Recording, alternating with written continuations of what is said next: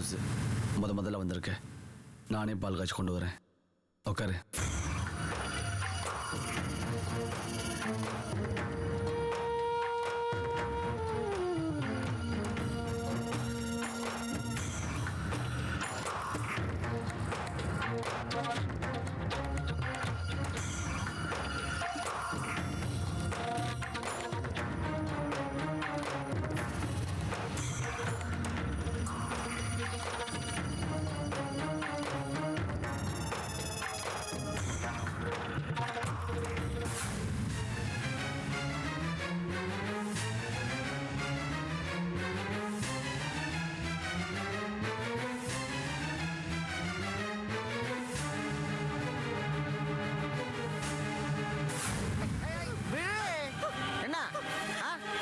என்ன பெரிய பத்தினி மாதிரி பேசுற?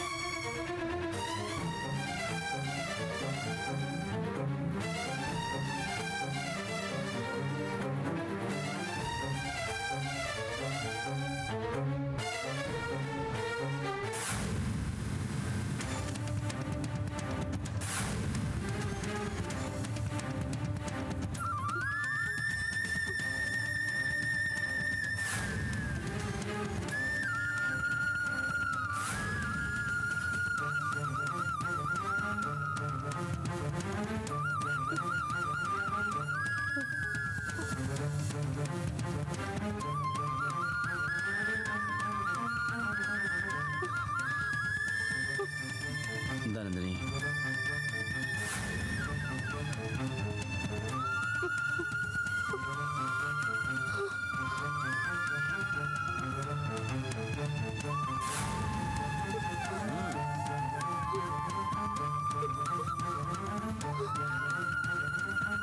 பரவாயில்ல குடி.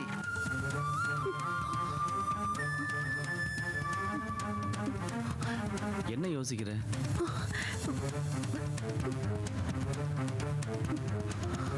ப்ளீஸ் நந்தினி சாப்பிடு. நான் போட்டதுனால நம்பிக்கை இல்லையா? என் மேல உனக்கு நம்பிக்கை இல்லையா? நல்லா தான் இருக்கும். சாப்பிடு. கமான் சாப்பிடு.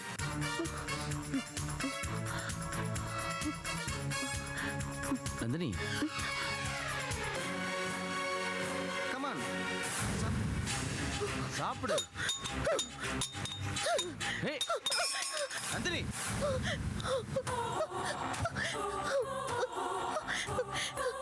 சாரிங்க. என்னாச்சு உனக்கு? ஏன் அப்படி நடந்துக்கிற? இல்ல, எனக்கு என்னாச்சுன்னு புரியல.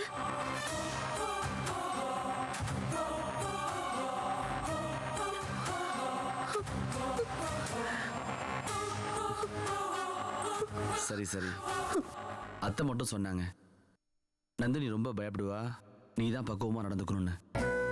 நான் அதையே மறந்துட்டேன். சரி வா வா.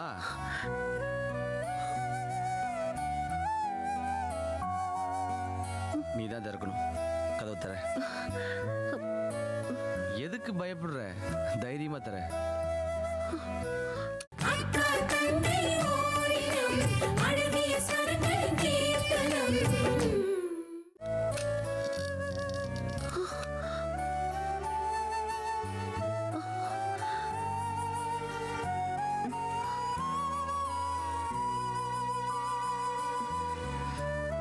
உள்ள போ.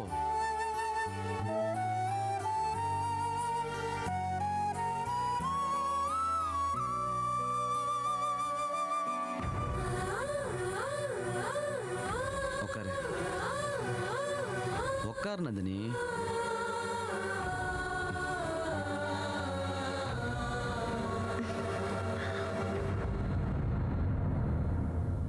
ஏய்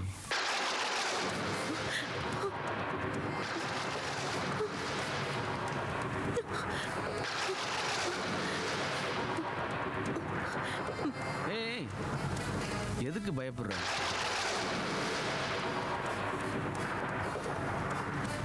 மின்னல்ல இருந்து மின்சாரம் தயாரிக்கிற மாதிரி உன் பார்வையில இருந்து மின்சாரம் தயாரிக்கலாம். அதுவும் உன் கண்ணில் இருந்து ஹை வோல்டேஜ் மின்சாரமே தயாரிக்கலாம். ஓ, ஸ்வீட்டை மறந்து அங்கேயே வச்சுட்டு வந்துட்டேன். நான் போய் எடுத்துட்டு வரேன். நந்தினி, அந்த விண்டோவை க்ளோஸ் பண்ணிடு.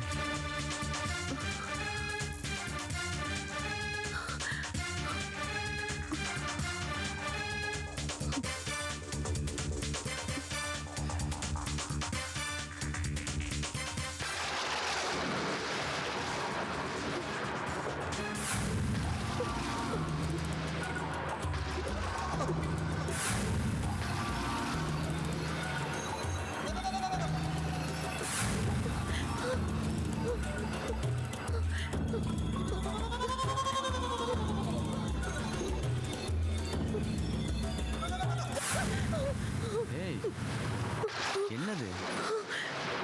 எதுக்கு பயப்படுற? சரி வா.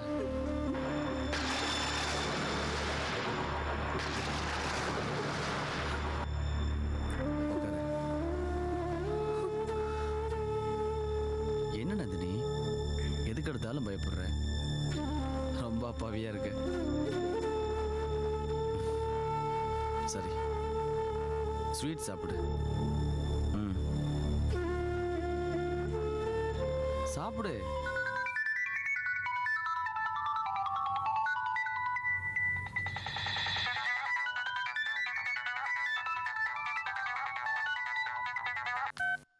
ஹலோ. யாருங்க? எதுக்கு சிரிக்கிறீங்க? ஹலோ, கேட்கறேன்ல, எதுக்கே சிரிக்கிற? யார் நீ? சுந்தர் பேசுறேன். சுந்தர்ஜி பேசுறேன். சுந்தர்ஜி. சுந்தர்ஜியா? என்ன வேணும்? எதுக்காக பண்ணிருக்கீங்க? நான் யாருன்னு சொன்னா உங்களுக்கு தெரியாது. உங்க தம்பி பாஸ்கரை ஞாபகம் இருக்கா இல்ல மறந்துட்டீங்களா? பாஸ்கர்? பாஸ்கருக்கு என்னாச்சு? அதை நீங்க தான் கண்டுபிடிக்கணும். போலீஸ் தானே நீங்க? நீங்க இப்ப முக்கியமான வேலையில் இருப்பீங்கன்னு எனக்கு தெரியும்.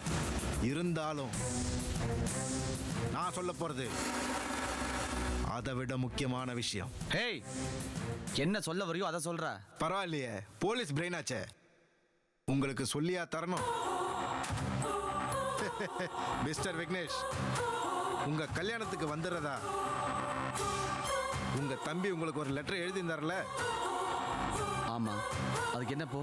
ஆனா லெட்டர்ல எழுதியிருந்த மாதிரி உங்க தம்பி பாஸ்கர் கல்யாணத்துக்கு வந்திருக்க மாட்டாரே. டேய், இதெல்லாம் உனக்கு எப்படா தெரியும்? என் தம்பி பாஸ்கர் உனக்கு தெரியுமா? அந்த லெட்டரை பாஸ்கரே எழுதல. என்ன சொல்ற? அந்த லெட்டரை பாஸ்கர் எழுதலையே? ஆமா விக்னேஷ், பாஸ்கர் வாழ்க்கையில பல மர்மங்கள் அடங்கியிருக்கு. நீ உடனே போலீஸ் ஸ்டேஷன் போனா சில விஷயங்கள் தெரிய வரும். ஏய் ஏய்,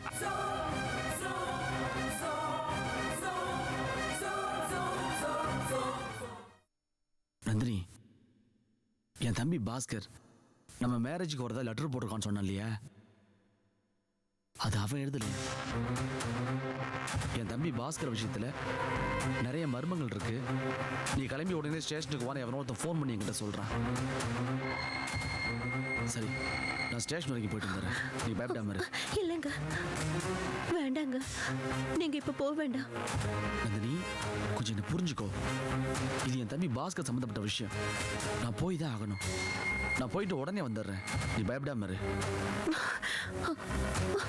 ஒன்றும் இல்லைம்மா, நான் வந்துடுறேன்.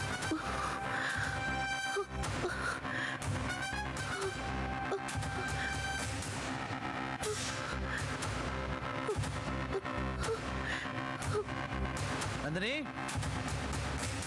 நந்தினி, கதவை லாக் பண்ணிக்கோ. நான் வர்ற வரைக்கும் யார் காலிங் பில் அடிச்சாலும் கதவை திறக்காத. ஜன்னல் வழியா நானான்னு பார்த்துட்டு அதுக்கப்புறம் கதவு தர. ஓகே?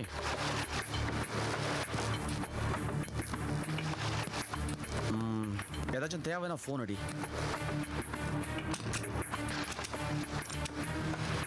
சரி, கிளம்புறேன்.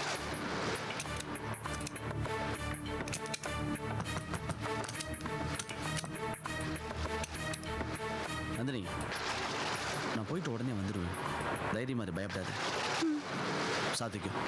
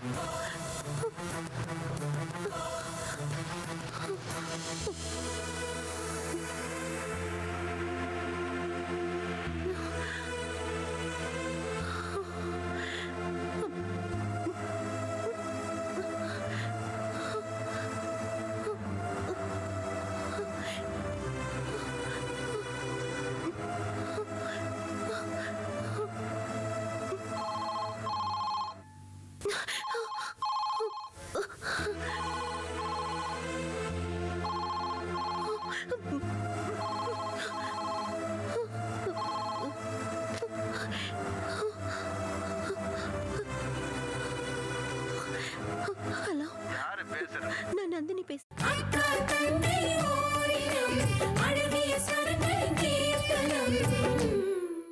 நந்தினியா? Sweet name.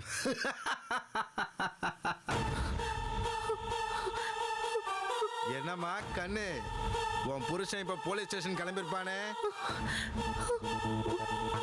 எனக்கு தெரியும் அவன் கிளம்பிருப்பான்னு.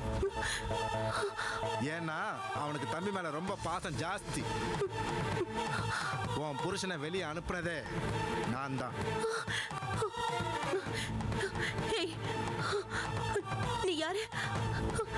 அந்த ப்ரொடியூசரோட எங்க கல்யாணத்துக்கு வந்தியே, அவன் தானே நீ? பரவாயில்லையே, என் குரலை ஞாபகம் வச்சுக்கிற அளவுக்கு உன் மனசுல பதிஞ்சு போச்சா? சரி சரி, இப்ப நீ ரொம்ப டென்ஷனா இருப்ப. இன்னைக்கு இது போதும். இந்த சாந்தி முகூர்த்தம் என் கூட தான் நடக்கணும். அது வரைக்கும் விக்னேஷ இப்படி விரட்டிக்கிட்டே தான் இருப்பேன். உன்னை நான் விடவே மாட்டேன். குட் நைட் மா.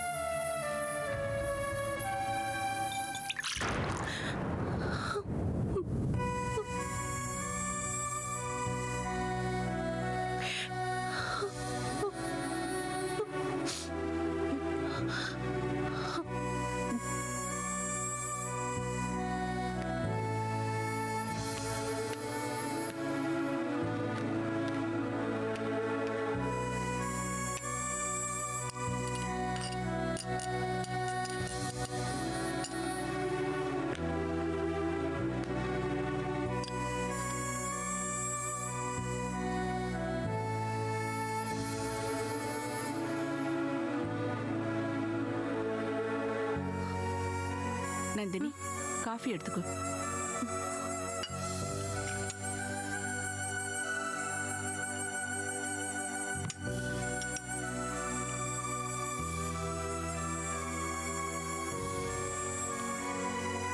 நந்தினி, நடந்ததை நினைச்சு கவலைப்படாத. அவன் உத்தியோகத்துல இதெல்லாம் சகஜம்தாம்மா. இனிமே அந்த வீட்டுக்கு போக மாட்டேம்மா. ஒரு நாள் நான் பட்டதே போதும். எப்படா வெடியோன்னு ஆயிடுச்சு. அவரும் வரவே இல்லை. ஒரு ராத்திரி முழுக்க அவ்வளவு பெரிய வீட்டுல நான் மட்டும் தனியா நரக வேதனை அனுபவிச்சுட்டு. நீ எவ்வளவு மனசு கஷ்டப்பட்டிருப்பேன்னு என்னால புரிஞ்சுக்க முடியுது நந்தினி. சாந்தி முகூர்த்தங்கிறது ஒரு பொண்ணோட வாழ்க்கையை ஆரம்பிக்கிற இடம்மா. அங்க 2 பேர் மனசுலயுமே அமைதி நிறைஞ்சிருக்கணுமா. நான் விக்னேஷ் கிட்ட விசாரிச்சேம்மா. அவன் பார்க்குற உத்தியோகத்துல உண்மையா இருப்பான். அதுக்காக சாந்தி முகூர்த்த அன்னி கூட பொண்டாட்டியை தனியா விட்டுட்டு போகணுமான்னு கேட்டேன். அவன் தம்பி பாஸ்கரை பத்தி ஏதோ தகவல் வந்ததுனால அவசரமா கிளம்பி போக வேண்டியதாயிடுச்சுன்னு சொன்னான். இல்லைன்னா உன்னை தனியா விட்டுட்டு அவன் நிச்சயமா போயிருக்க மாட்டான். நந்தினி, காஃபியை சாப்பிடுமா, சூடு ஆறிட போகுது. விக்னேஷ்க்கு அவன் தம்பி பாஸ்கர் மேல பாசம் அதிகமா. இந்த குடும்பத்துல எந்த பிரச்சனையும் இல்லாம இருந்துச்சு. பாஸ்கர் என்னைக்கு காணாம போனானோ அப்பையில இருந்து எங்களுக்கு நிம்மதி இல்லாம போயிடுச்சு. பாஸ்கர் ஆரம்பத்துல இருந்தே அப்படித்தான். அவங்க 2 பேரையும் நான் தான் வளர்த்தேன். விக்னேஷ் நல்ல பையனா வளர்ந்துட்டான். பாஸ்கர் என் பேச்ச கேட்காம தறிகட்டு போயிட்டான். அவன் எப்போ வருவானோ எப்படி வருவானோன்னு எங்களுக்கு ஒண்ணுமே புரியல. உங்க கல்யாணத்துக்கு கூட அவன் வராம போயிட்டான் பாரு. அவனுக்கு கொஞ்சம் கூட சென்டிமெண்டே இல்லம்மா. சரி, இந்த நேரத்துல அவனை பத்தி எதுக்கு பேசணும்? நந்தினி, நீ எதை பத்தியும் கவலைப்படக்கூடாது. சந்தோஷமா இருக்கணும். விக்னேஷ் வந்ததும் அவனை ஒரு 10 நாள் லீவ் போட சொல்றேன். நீயும் அவனும் ஊட்டி கொடைக்கானல்னு எங்கேயாவது போயிட்டு வாங்க. இல்லம்மா, நாங்க எங்கேயும் போகல. உங்க கூடவே இந்த வீட்லயே இருந்துடுறோம். அந்த வீடு வேண்டாம். நான் இனிமே அங்க போக மாட்டேன். அதுவும் நம்ம வீடுதாம்மா. பாஸ்கர் அங்கதான் தங்கி இருந்தான். உங்க 2 பேருக்கும் கல்யாணம் ஆனதும் அங்கதான் உங்களை தங்க வைக்கணும்னு நான் தான் முடிவு பண்ணியிருந்தேன். நீங்க என்ன சொன்னாலும் சரி, நான் அங்க போக மாட்டேன். நான் இங்கதான் இருப்பேன். நேத்து நைட் அவன் உன் கூட தங்கி இருந்தா உனக்கு இந்த பயம் வந்திருக்காது. உன்னை அவன் தனியா விட்டுட்டு போனதுனால அந்த வீட்டு மேல உனக்கு வெறுப்பு வந்துடுச்சு, அப்படித்தானே? விக்னேஷ்க்கு ஒரு பொண்டாட்டி தேடி கொண்டு வந்துட்டா கொஞ்ச நாள் கோயில் குளம்னு சுத்தலான்னு பார்த்தேன். சரி, ஒரு 10-15 நாள் நான் உங்க கூட வந்து அங்க தங்கி இருக்கேன். உனக்கு அந்த வீடு பழக ஆரம்பிச்சதுக்கு அப்புறம் நான் உன்னை விட்டுட்டு வந்துடுறேன். போதுமா? அத்தை, என்னடா, போலீஸ் உத்தியோகம் முடிஞ்சு போச்சா? உட்காரு. என்னத அவ புரிஞ்சுக்கலன்னா பரவாயில்ல, புரிஞ்சுக்கிட்ட நீங்களே அப்படி பேசுறீங்க. விக்னேஷ், நந்தினியை உன்னை நம்பி அனுப்பி வச்சேன். நீ பாட்டுக்கு அவளை தனியா விட்டுட்டு போயிட்டா என்ன அர்த்தம்? பாவம், அவ எப்படி பயந்து போயிருக்கா தெரியுமா? வந்ததுல இருந்து அவ அழுதுகிட்டே இருந்தா. நான் தான் அவளை சமாதானம் பண்ணி வச்சேன். அந்த மாதிரி விட்டுட்டு போனது எனக்கே கஷ்டமா தான் இருந்துச்சு. என்ன பண்றது? பாஸ்கரை பத்தின ஒரு தகவல்னதும் ஆர்வத்தில் கிளம்பி உடனே போயிட்டேன். இப்போ கூட என்கிட்ட ஃபோனில் பேசினவன் அட்ரஸை கலெக்ட் பண்ணுறதுக்காக செல்ஃபோன் கம்பெனி வரைக்கும் போயிட்டு தான் வரேன். சாரி நந்தினி, நம்ம இன்னைக்கு அந்த வீட்டுக்கே போகலாம். என் செல்ஃபோன் ஆஃப் பண்ணி இங்கேயே வச்சுட்டு வந்துடுறேன். அந்த வீட்டில் இருக்கிற ஃபோன் லைன்லையும் கட் பண்ணிடுறேன். எந்த டிஸ்டர்பன்ஸும் இல்லாமல் இருக்கலாம். ஓகேவா? அப்புறம் என்னம்மா, போயிட்டு வா. அதெல்லாம் கிடையாது. நீங்க எங்க கூட வரேன்னு சொன்னீங்கல்ல, நீங்க வாங்க, நான் போறேன். இல்லைன்னா நான் வரவே இல்லை. நான் இந்த வீட்லயே இருந்துக்கிறேன். சரி, நானும் உன் கூட வரேன். போதுமா? அத்தை, என்னை ஏமாத்துற மாதிரிலாம் நந்தினி ஏமாற்ற முடியாது. நந்தினி தான் கரெக்ட் உங்களுக்கு.